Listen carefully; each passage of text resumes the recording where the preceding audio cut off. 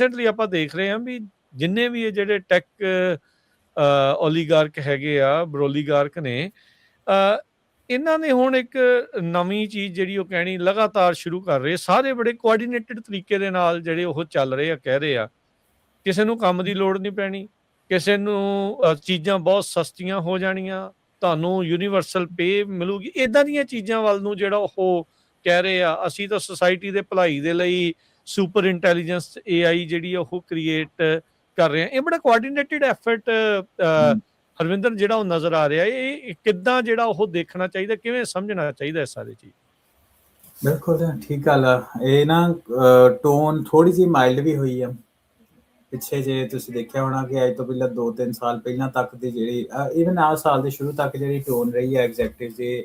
ਉਹਨਾਂ ਦੀ ਇਹ ਰਹੀ ਹੈ ਕਿ ਦੇਖੋ ਇਹਨੇ ਬੰਦੇ ਬੜੇ ਵਿਹਲੇ ਕਰਦੇ ਨੇ,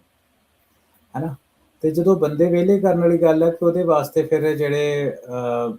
ਦੇਖੋ ਜਿਹੜੀ ਪੋਲੀਟਿਕਸ ਹੁੰਦੀ ਨਾ, ਆਪਾਂ ਆਪਣੇ ਓਪੀਨੀਅਨ ਨਹੀਂ ਨਾ ਆਪਾਂ ਸ਼ੇਅਰ ਕਰਦੇ ਇੱਥੇ 100%, ਤੇ ਆਪਾਂ ਨਹੀਂ ਕਹਿੰਦੇ ਵੀ ਸਾਨੂੰ ਪਤਾ ਸਭ ਕੁਛ,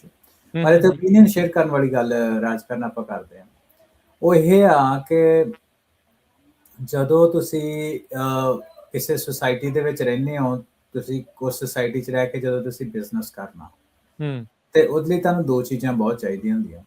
ਹੈ ਨਾ, ਕਿਸੇ ਵੀ ਬਿਜ਼ਨਸ ਨੂੰ। ਇੱਕ ਹੁੰਦੀ ਆ ਕੋਲੈਬੋਰੇਸ਼ਨ ਵਿਦ ਪੋਲੀਟੀਕਲ ਇਨਫਰਾਸਟਰਕਚਰ,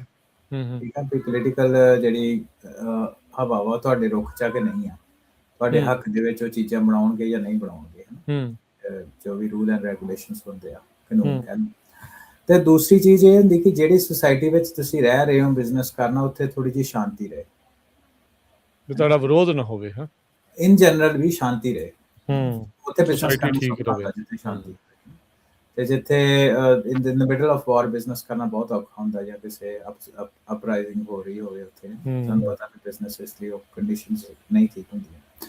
ਪਿਛਲੇ ਕੁਝ ਸਾਲਾਂ ਤੋਂ ਇਹ ਜਿਹੜੀ ਕਨਵਰਸੇਸ਼ਨ ਆ ਰਹੀ ਸੀ ਸਾਹਮਣੇ, ਉਹ ਵੀ ਬੜੀ ਕੋਆਰਡੀਨੇਟਡ ਹੀ ਸੀ ਕਿ ਇਹਨੇ ਬੰਦੇ ਬਹੁਤ ਵਿਹਲੇ ਕਰ ਦੇਣੇ ਆ, ਆਪਾਂ ਬਹੁਤ ਲਾਸ ਹੋ ਜਾਣੀ ਆ, we are few years away from apocalypse, ਜਾਂ ਜੋ ਵੀ ਹੈ ਜੌਬ ਐਪੋਕਲਿਪਸ ਦੀ ਗੱਲ ਚੱਲ ਰਹੀ ਸੀ, ਜਿਹੜੀ ਕਿ ਰਾਜਕਾਰਨ ਸਾਨੂੰ ਪਤਾ ਕਿ ਉਹ ਗੱਲ ਸਹੀ ਆ। ਹੋ ਸਕਦਾ ਜਿਹੜੇ ਲੈਵਲ ਦੇ ਉੱਤੇ ਜਿਹੜੇ ਅਪ ਕੀਤਾ ਹੋਇਆ ਉਹਨਾਂ, ਉਸ ਲੈਵਲ ਦੇ ਉੱਤੇ ਉਹ ਗੱਲ ਸਹੀ ਨਾ ਹੋਵੇ, ਪਰ ਇਹ ਤਾਂ ਸਾਨੂੰ ਪਤਾ ਹੀ ਹੈ ਨਾ ਵੀ ਮੇਜਰ ਚੇਂਜ ਆ ਰਹੀ ਹੈ ਸਾਡੇ ਸਾਹਮਣੇ ਹੀ ਆ, ਅਸੀਂ ਉਹ ਚੇਂਜ ਦੇਖ ਰਹੇ ਹਾਂ।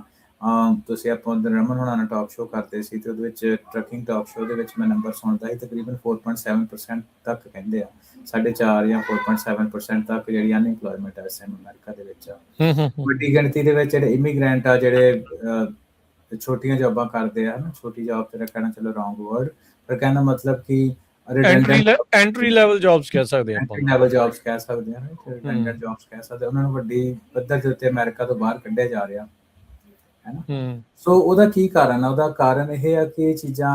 ਅੱਜ ਤੋਂ 20 ਸਾਲ ਬਾਅਦ ਐਡਮਿਨਿਸਟ੍ਰੇਸ਼ਨ ਨੂੰ ਪਤਾ ਹੁੰਦਾ ਕਿ ਉਹਨਾਂ ਕੀ ਬੇਸਡ ਔਨ ਦਾ ਡੇਟਾ, ਹੈ ਨਾ, ਉਹਨਾਂ ਨੂੰ ਪਤਾ ਹੁੰਦਾ ਵੀ ਅੱਜ ਤੋਂ 20 ਸਾਲ ਬਾਅਦ ਕੀ ਆ ਰਿਹਾ,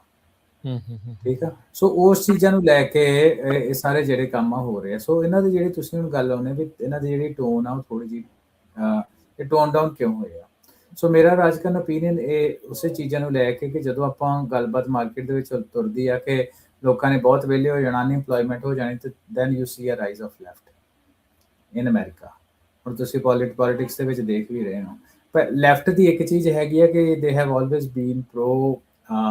ਵਰਕਰਸ ਯੂਨੀਅਨਸ, ਪ੍ਰੋ ਮਾਸ, ਹੈ ਨਾ, ਭਾਵੇਂ ਕਿ ਉਹਨਾਂ ਦੀ ਪੋਲਿਸੀਜ਼ ਦੇ ਨਾਲ ਆਪਾਂ ਐਗਰੀ ਕਰਦੇ ਹੋਈਏ ਨਾ ਕਰਦੇ ਹੋਈਏ, ਦੈਟਸ ਅ ਸੈਪਰੇਟ ਸਟੋਰੀ। ਮੈਂ ਪਰਸਨਲੀ ਐਵੇਂ ਕਰਦਾ ਵੀ ਮੈਂ ਤਾਂ ਐਗਰੀ ਨਹੀਂ ਕਰਦਾ ਉਹਨਾਂ ਦੀ ਪੋਲਿਸੀਜ਼ ਦੇ ਨਾਲ,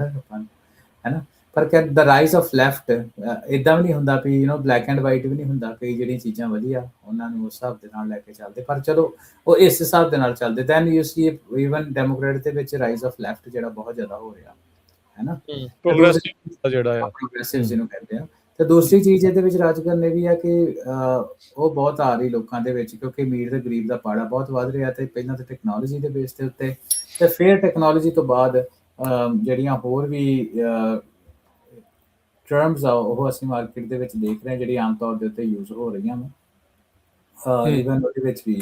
ਐਕੈਡੇਮੀਆ ਦੇ ਵਿੱਚ ਵੀ ਕਈ ਜਿਹੜੀਆਂ ਟਰਮਸ ਆ, ਹੈ ਨਾ, ਮੈਨੂੰ ਲੱਗਦਾ ਆਪਾਂ ਥੋੜਾ ਹੋਰ ਮੇ ਵੀ ਅੱਗੇ ਜਾ ਕੇ ਐਕਸਪੈਂਡ ਕਰਾਂਗੇ। ਟੈਕਨੋ ਫਿਊਡਲਿਜ਼ਮ ਦਾ ਕਾਨਸੈਪਟ ਜਿਹੜਾ ਚੱਲ ਰਿਹਾ ਵੀ ਨਹੀਂ ਭਾਈ ਹੁਣ ਆਪਾਂ ਕੈਪੀਟਲਿਜ਼ਮ ਤੋਂ ਵੀ ਅੱਗੇ ਵਧ ਗਏ ਹਾਂ। ਹੁਣ ਟੈਕਨੋ ਫਿਊਡਲਿਜ਼ਮ, ਹਾਂਜੀ, ਟੈਕਨੋ ਫਿਊਡਲਿਜ਼ਮ ਕੀ ਹੁੰਦਾ? ਬੇਸਿਕਲੀ ਕਿ ਪੁਰਾਣੇ ਟਾਈਮ ਦੇ ਵਿੱਚ ਇਹ ਹੁੰਦਾ ਸੀ ਕਿ ਜਿਹਦੇ ਕੋਲ ਸਰਮਾਇਆ ਉਹਦਾ ਹੀ ਸਭ ਕੁਛ ਆ, ਗੱਲਾਂ ਉਹ ਠੀਕ ਆ, ਪਰ ਉਹਦਾ ਨੈਕਸਟ ਸਟੈਪ ਇਹ ਹੋ ਗਿਆ ਕਿ ਸਰਮਾਇਆ ਦੀ ਜਿਹੜੀ ਕੰਸੈਂਟਰੇਸ਼ਨ ਆ ਉਹ ਉਹਨਾਂ ਕੰਪਨੀ ਕੋਲ ਜਾ ਰਹੀਆਂ ਜਿਨ੍ਹਾਂ ਦੇ ਕੋਲ ਡੇਟਾ ਇਨਫਰਾਸਟ੍ਰਕਚਰ। ਸੋ ਇੱਕ ਇਹਦੇ ਬਾਰੇ ਡੈਡੀਕੇਟਿਡ ਬੁੱਕ ਵੀ ਹੈਗੀ ਆ, ਵੈਰੋਫ ਫਕੀਰ ਦੀ,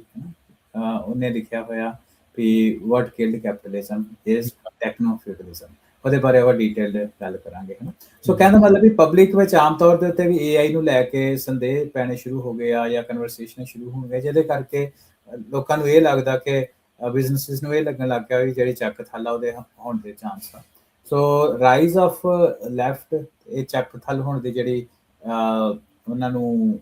ਡਰ ਆ, ਉਹਦੇ ਮੈਨੂੰ ਲੱਗਦਾ ਰਾਜਕਰਨ ਉਹਨੇ ਥੋੜੀ ਜਿਹੀ ਟੋਨ ਨੂੰ ਉਹ ਡਾਊਨ ਕੀਤਾ, ਕਿਉਂਕਿ AI ਦੇ ਉੱਤੇ ਤੇ ਆਪਾਂ ਦੇਖ ਰਹੇ ਹਾਂ ਇਨਵੈਸਟਮੈਂਟ ਜਿੱਦਾਂ ਪਹਿਲਾਂ ਵਾ ਵੀ ਫੋਲੋ ਦਾ ਮਨੀ, ਉਹ ਤੇ ਉਸ ਹਿਸਾਬ ਦੇ ਨਾਲ ਚੱਲ ਰਹੀ, ਉਹ ਤੇ ਚੇਂਜ ਨਹੀਂ ਹੋਇਆ।